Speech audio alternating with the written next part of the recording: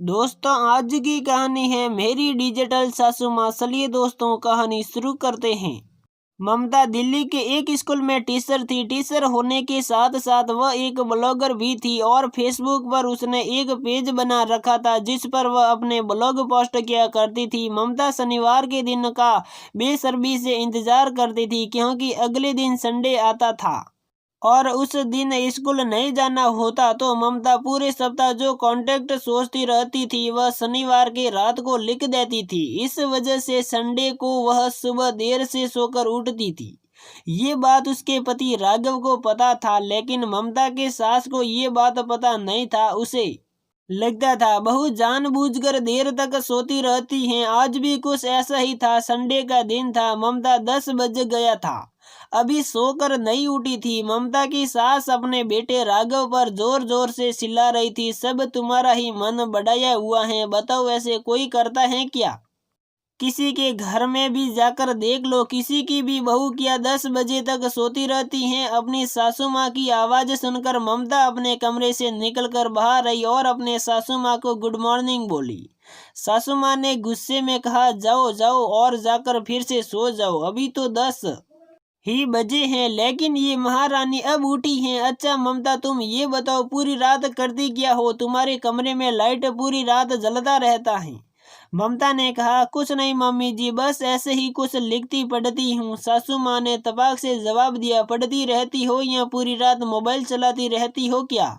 मुझे पागल समझ रखी हो? मुझे पता नहीं है। मैंने आज तुम्हारे कमरे में झांक कर देखा था कि ये लड़की पूरी रात करती क्या है, तो मैंने देखा मोबाइल चला रही है। अब सासू माँ को कौन समझाए कि ममता मोबाइल में फेसबुक पर अपना ब्लॉग लिखती है। ममता समझ गई थी कि आज सासू माँ कुछ ज्यादा ही गुस्से में है और कम से कम इनका गुस्सा आज शाम तक तो शांत होने वाला नहीं है। राघव ने भी अपनी माँ को समझाने की कोशिश की, जाने दो ना माँ, क्या हो गया, पूरे सप्ताह स्कूल पढ़ाने जाती हैं, फिर घर का भी काम करती हैं, एक ही दिन तो इसके पास होता है, थोड़ी देर तक सो लिया तो क्या हो गया? सासू माँ ने कहा, तुम तो राघव सो पी रहो, तुम भी तो पूरी सप्ताह नौकरी करते हो, तुम तो देर से नहीं सोकर उठते हो, तुम तो सुबह ही उठ जाते हो। आजकल के लड़के हो ही गए हैं जोरू के गुलाम। तभी ममता बोली, माँ मैं मोबाइल नहीं चलाती हूँ, आपको बता दूँ मोबाइल में एक फेसबुक होता है जिस पर मैंने अपनी कहानियाँ लिखकर पोस्ट करती रहती हूँ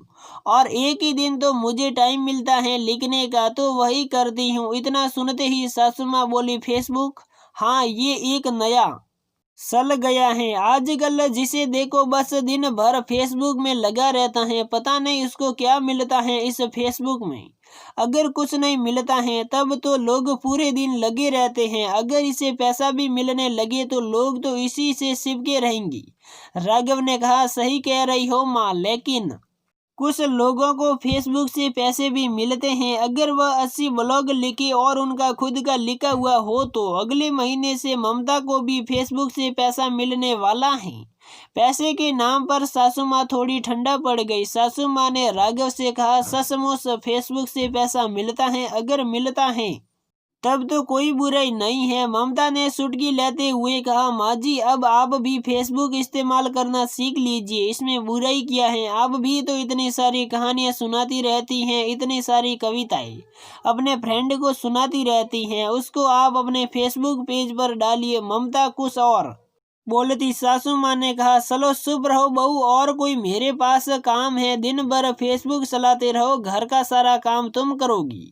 ममता के ससुर तभी बोल पड़े, बहू तो ठीक ही कह रही है राघव की माँ, इतनी सारी तुमने कहानियां लिखी हैं, मैंने तो तुम्हारी डायरी भी पढ़ा है, अगर वह सारी कहानियां तुम फेसबुक पर डाल दो, इतने लोग तुमको पसंद करेंगे, कुछ दिन में ही तुम्हारी कहानियां वायरल हो जाएगी और हिट हो जाओगी। ये मजाक की बात नहीं है, अगर इसे सीरियस तरीके से करोगी तो नाम के साथ पैसा भी कमा सकती हो। और घर का कौन सा तुम दिन भर काम करके पहाड़ तोड़ती रहती हो? घर के काम के अलावा इंसान की जिंदगी में और भी कुछ होता है, अपने शौक को पूरा करे, अपने शौक से दुनिया को रूबरू कराए।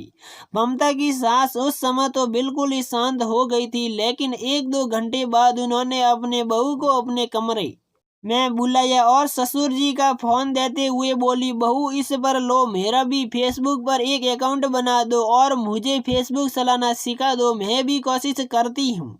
उस दिन के बाद से ममता की सास फेसबुक चलाना धीरे धीरे सीखने लगी और अपनी संवर्षित कहानियां और कविताएं शुरू में तो अपने प्रोफाइल पर डालना शुरू किया, लेकिन कुछ दिनों के बाद अपनी बहू ने उनके नाम से एक पेज भी बना दिया था। एक दिन ममता ने अपनी सास से कहा, मम्मी जी आप इतना अच्छा खासा बनाती हैं, मैं तो कहती हूँ एक यूट्यूब चैनल बना देती हूँ, आप रेसिपी बनाना और मैं वीडियो शूट करूंगी और एडिट करके चैनल पर अपलोड कर दिया करूंगी। ममता की सासू माँ ने कहा, नहीं बहू नहीं, ये सब मेरे से नहीं होगा। हाँ, लिखने की जहाँ तक बात है वह तो मैं कर सकती हूँ, लेकिन कैमरे के सामने मैं नहीं बोल सकती हूँ। राघव बीच में बोल पड़ा, माँ तुम कर सकती हो, एक बार ट्राई तो करो, नहीं होगा मत करना। फिर क्या था, ममता ने यूट्यूब पर सासू माँ की रसोई नाम से यूट्यूब चैनल बना दिया। उस पर ममता स्वादिष्ट व्यंजन की वीडियो डालने लगी। थोड़े समय बाद ही यूट्यूब चैनल पर 10,000 सब्सक्राइब हो गए थे।